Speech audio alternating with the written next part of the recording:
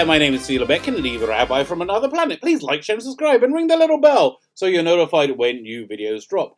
And I watched the final episode of The Good Place last night, and I am not ashamed to tell you, I was bawling. I was crying like a baby. Really, I was. I didn't expect myself to be moved to the extent that I was, and I was genuinely moved.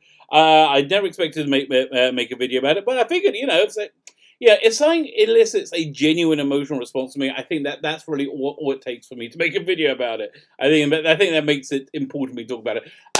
Before we get into that, if you're not subscribed to the channel, if you like the content, and if you could consider subscribing, that would be fantastic. That helps me out incredibly. And if you could hit the like button as well. I don't know how that works. I really wish I knew why that worked, but apparently hitting the like button really works, and I really appreciate you guys doing it.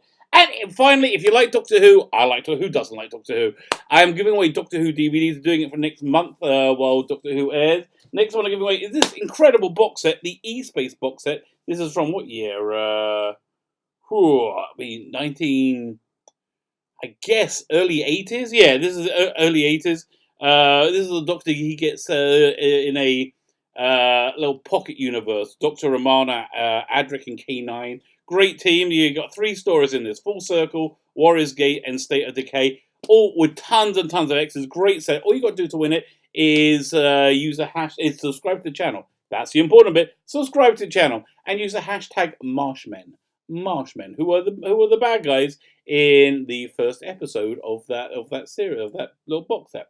Fine, let's talk about The Good Place. Now, if you don't know about The Good Place is a very charming, lovely show about life and about the afterlife and what life is about. It's about theology in essence, which, it's kind of like they made a show just for me, like kind of a scuzzy TV obsessed rabbi. Like, okay, I can be down for that. So I'm going to give you some. I'm going to actually give you some quite heavy spoilers, but only for the first season, and then we're going to get more. I'll be more vague in the future season because look, it's 4 years old already. I figure you know the twist. I kind of worked the twist out pretty early on, about third or fourth episode.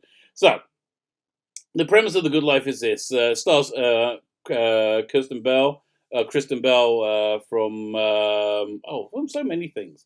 Was it Veronica Mars was a famous thing, and again, perfectly cast in this role. She's scuzzy and quirky. She plays a genuinely like a white trash Florida. I think she's a Floridian. She's not Floridian. She should be a Floridian, who is generally kind of scuzzy and skanky, but with a heart of gold underneath. So she wakes up. First episode, she wakes up and she's dead. She's in the afterlife, and it's very calming, very peaceful. And she gets asked to come in by Michael. Michael was played by Ted Danson. Yes, again, perfect casting for this role. Ted Danson is the architect of her community in the afterlife, and she's in the good place. She's not in the bad place. She's led a worthwhile life, and so they take her show around the good place, which is kind of like a nice kind of cool place to live. There's lots of frozen yogurt places around. Yeah, that's kind of like relaxed. It's kind of the gated community that everybody wants to live in, and she's introduced to her soulmate, which is what was it? Chidi. Chidi is his name. Okay, played by William Jackson Harper, who is the polar opposite of Kristen Bell's character Eleanor. He is this really indecisive, deep intellectual academic and academic philosopher. They meet other residents of the Good Place. Their next door neighbor is Tahani. Tahani, who is a English socialite, incredibly famous and wealthy, but it feels very inferior to a far more successful sister. She's very driven about status and ego. And finally, her soulmate is it appears to be a Buddhist monk, a guy who doesn't speak, but it turns out pretty early on that these four people should not be in the good place. Yeah, well, maybe Chidi, but nobody else. And there is a supercomputer in the name of Janet who can produce anything for them instantaneously. What's the name of that actress? It's I'm looking at the Wikipedia now. Not that one. Darcy Caden. Darcy Caden, who you think that she's like kind of just a regular actress, but in one episode, I think in the third or fourth season, she plays all the characters and she does it perfectly. I was really, really impressed. Okay, so it turns out these four people should not be in a good place. That Eleanor Shellstrop, Kristen Bell character, is a scuzzy person, and she gets drunk at the welcoming night gala, and Tahani is again this really arrogant socialite. And it turns out Jason Mendoza, her soulmate, the Buddhist monk, is actually called Jason Mendoza, who's also from upstate Jacksonville, Florida, and is equally a scuzzy person, kind of well-meaning. And when he arrived, he was dressed as a monk, and he said, "Would you like to continue your vow of silence?" And he's like, because he thought, I just better keep my mouth shut. So the core of the first season is you have this group of people trying to learn ethics from Chidi, so they can become better people. So they won't destroy the good place by not being good. They realize who they are.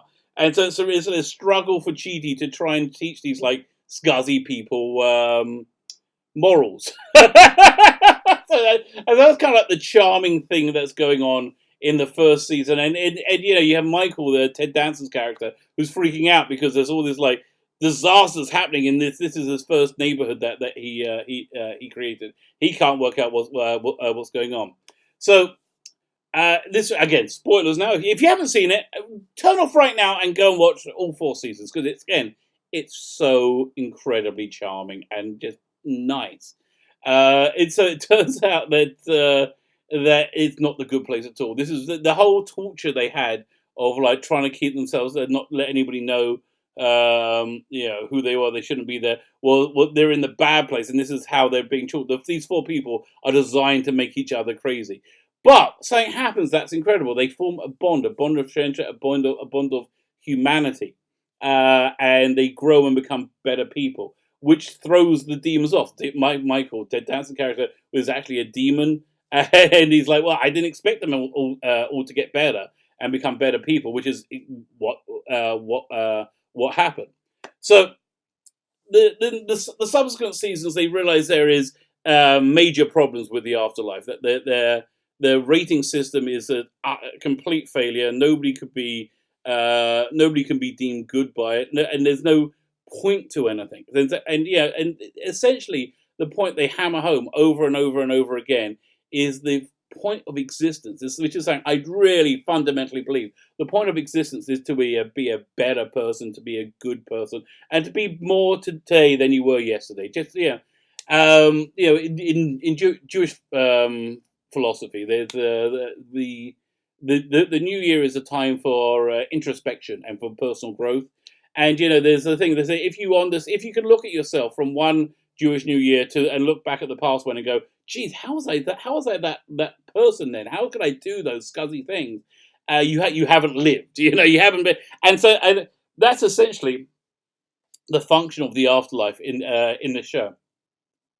So they have many adventures. Again, they form these six characters. They form an incredible bond, and it's that bond that saves them, and it's that bond that commitment to each other that forces them to grow and become better people. So we reached the very final episode last night, and and they have a problem. They finally enter the good place, and they find everybody in the good place is brain dead because they have an infinite amount of time to live in bliss and not do anything or grow. They have that growth taken away from them, and without that growth, life is meaningless. You become a moron, which is, again, I fundamentally believe in. There's the in the first of the Christian Bale Batman movies, they had an incredible line where Batman's father, Thomas Wayne, says to him, "Well, why do we fall down? So we can learn to get up again." So, which I think is such an important lesson that we should really, if you could just have that in the forefront of your mind, it makes your life completely different and much better as well. Because you don't see problems, things going wrong as bad. If you don't see things go bad, but more as things to make you into the person that you can be, nothing is bad. Yeah, well, it's unpleasant, it's hard, but it doesn't make it. It means nothing is pointless, and it leads to a more fulfilling existence. So they come to the conclusion that for there to be any meaning for anybody's life in the good place, they have to be able to leave the good place and go beyond, go that one step beyond, go to the next realm of whatever it is. They describe it beautifully, like really, truly beautifully. I think this is a Buddhist philosophy. They say that they describe life as a wave. The you see the wave grow and move across the ocean, but when the wave subsides, where does it go? It just goes back to the ocean. It goes back to the essence, and so that's really the opportunity they give our four characters at the end. And so they live for who knows how many years, millions of years, billions of years in a good place. But one by one, each of them achieves this inner peace, this inner tranquility, and they decide to move on. They decide to leave the rest. And so this series that deals with death, that has been dealing with the reality of death in such a charming and funny way for the last 4 years, you're finally forced to cope with the reality of death and the loss of death. And it's like it was heartbreaking, and it was poignant, and it was bittersweet as each one of them decided one by one to move on, and it was just utterly beautiful. It was utterly beautiful, and I just again, I'm going to go talk about the Jewish conception of the afterlife. There's a Jewish which ties in, which I think this show does. I think anything that really has a real core of truth is that this show does. It resonates across all cultures. So I'm sure in other cultures there are other there are other things that reflect the ideals of the good place. But there's a Jewish word called shalom, which we use it a lot. We use it for hello, we use it for goodbye. We use it for peace. What shalom means is a seamless integration with one another. It's a seamless integration with the universe. Like I really believe the point of life is to see that we are not, as human beings, we are not the individual entities that we appear to be, but we're all intimately connected. And if we hurt somebody else, we're really hurting us because and I think when you die, you do come to that ultimate form of shalom, that ultimate form of being in sync with you, being in sync with every other thing in the universe, in every other thing in creation. And it's just this ultimate form of peace, which I think can be infinite. I think can last forever. I don't think it'll be boring. I think it's non corporeal, which is what happens to our characters in a good place. And as one by one they decide to move on, I was crying like I was so bad. I had no idea how much I loved these characters and how sorry I was that they were going to go. And that's another sign of a really truly uniquely great show, a show that decides to leave before it outstays its welcome, which The Good Place did. It had four seasons, 51 episodes. It wasn't they could have gone on for a few more years, but instead they decide to leave it like this perfect unspoiled jewel, and I am so grateful for them. I'm so grateful for them for making the show. I'm grateful that that this show got greenlit. I don't know how it happened. I'm grateful for all the entire cast that they took on the show, and they created these characters to be who they were. It was again just utterly beautiful, poignant and sweet and charming, and it's so rare that in any day and age that you get a show that's so nice and so sweet. Even more so in this age of we have this real cultural divide, which I think is burning itself out now. I can only hope. But this real cultural divide, this cultural apocalypse that we live in, that we had, this one flower growing within the wasteland, which was The Good Place. If you've seen it and you've enjoyed it, I hope you enjoyed it as much as I did. I hope you found you were as moved as I was for the finale. If you haven't seen it, it doesn't matter that I spoiled you horribly. It's a show where the journey is more important than the destination, but the destination is sumptuous as well. has my wholehearted recommendation. I hope you check it out if you haven't seen it before. I hope you like this channel. If you haven't liked the channel, hope you like the video. I hope you subscribe to the channel if you have not yet subscribed to the channel. If you have any thoughts, please let me know. My channel was small enough that I'm thankfully able to talk to anybody who leaves a comment. If you go to the trouble to leave a comment, I will go to the trouble to reply to you. If you have anything you would like me to review, please go ahead. I will take any recommendations you want. My name is Svi Lebekin, the Rabbi from another planet. Please like, share, and subscribe, and ring the little bell so you're notified when new videos drop.